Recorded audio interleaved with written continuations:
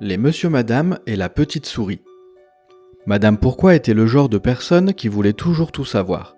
Le genre de personne à poser des questions impossibles comme « À quoi ressemble une chatouille ?» Bien que nous connaissons la réponse, toi et moi, n'est-ce pas? Madame Pourquoi vivait dans une curieuse petite maison de campagne, à côté d'une autre maison de campagne tout à fait ordinaire. Et dans cette maison de campagne tout à fait ordinaire, vivait un petit garçon prénommé Georges.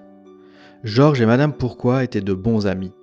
Ils s'asseyaient dans le jardin, sous le pommier, et passaient des heures à s'interroger sur toutes sortes de choses comme « Pourquoi les arbres sont-ils en bois, mais n'aboient pas ?»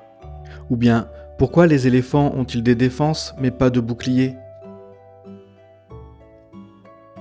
Il n'y a pas si longtemps, les deux amis se réunirent comme d'habitude sous le pommier, et ce jour-là, Georges avait quelque chose d'important à annoncer à Madame Pourquoi. « Regardez !» s'écria-t-il, « j'ai perdu ma première dent de lait. » « C'est étrange, » répondit Madame Pourquoi. « Je me demande pourquoi les dents tombent-elles. »« Pour faire de la place aux dents définitives, » expliqua Georges. « Je vais glisser ma dent sous mon oreiller ce soir. »« Pourquoi faire ?» demanda Madame Pourquoi.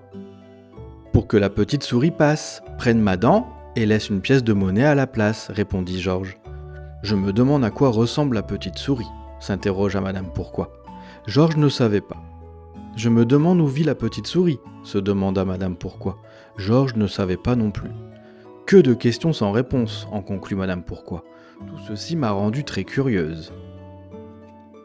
Après le déjeuner, Madame Pourquoi rencontra Monsieur Méli-Mélo.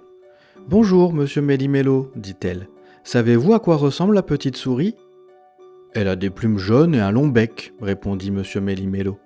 Madame Pourquoi était convaincue que ce n'était pas la bonne réponse.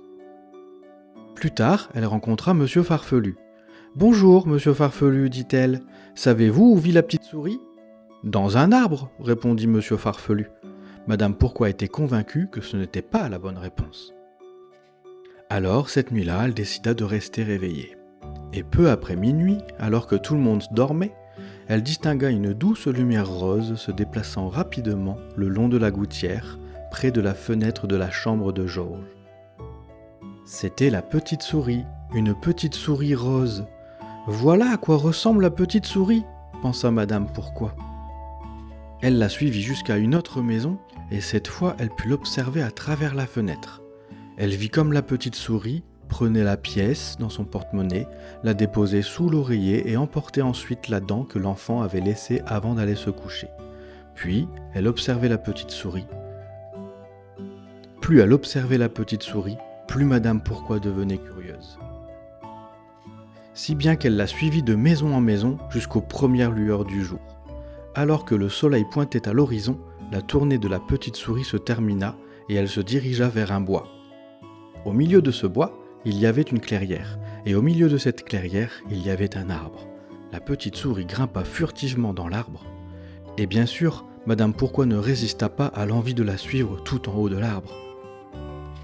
Plus le soleil montait dans le ciel et plus elle grimpait dans l'arbre, jusqu'à ce qu'elle atteigne le sommet et qu'elle tombe sur une toute petite maison de souris.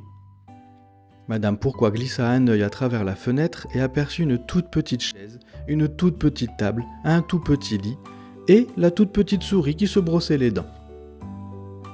Maintenant, Madame Pourquoi savait que la petite souris était rose et où elle vivait.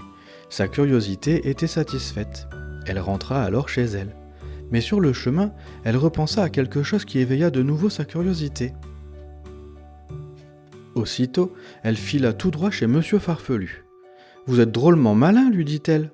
Comment saviez-vous que la petite souris vivait dans un arbre ?»« J'avais raison, » demanda Monsieur Farfelu, surpris. « Ça alors, finalement, je ne suis pas si farfelu.